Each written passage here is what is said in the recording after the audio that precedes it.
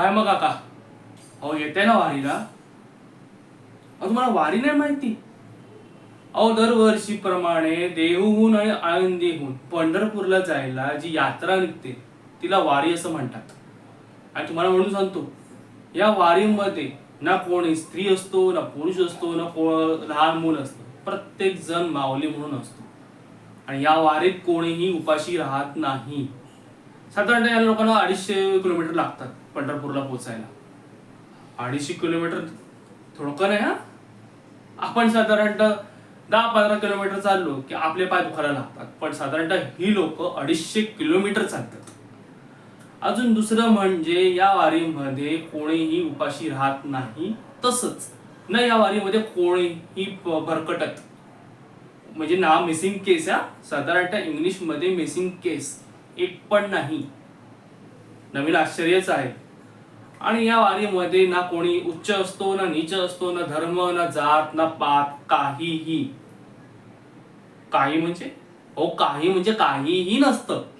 सगळे जण एकत्र बसतात आणि आपले जेवण जेवतात. आणि हा, कोणालाही कमी पडत नाही. हे या वारीचं वैशिष्ट्य आहे. आणि अजून एक सांगायचं म्हणजे ह्या लोकांना पंढरपुरामध्ये पण सगळ्यांना माऊली म्हणूनच हाक मारली जाते. ना कोणी त्यांच्या नावाने हाक मारत. प्रत्येक जण, तुम्ही जर पंढरपुरात गेलात आणि या वारीमध्ये कोणीही गेलं तर सगळी जण तुम्हाला माऊली म्हणूनच हाक मारतात. काय की नाही वेगळं पण. आणि अजून एक सांगतो, ही सगळी जण जेव्हा पोहोचतात पंढरपूरला आणि आपल्या माऊलीच्या समोर पोहोचतात, म्हणजे माऊली म्हणजे आपली विठू माऊली, म्हणजे विठ्ठल, त्यांच्यासाठीचा त्यांचा विठ्ठल.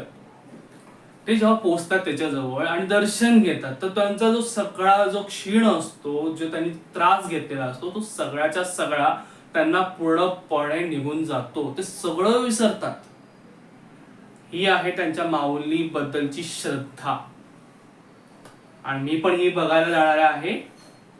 बघा, तुम्हाला यायचं असेल तर तुम्ही या. मी तर निघालो आणि मी तर माझं तिकीट पण काढलेलं आहे आळंदीला पोहोचायचं. मी तिथून निघणार.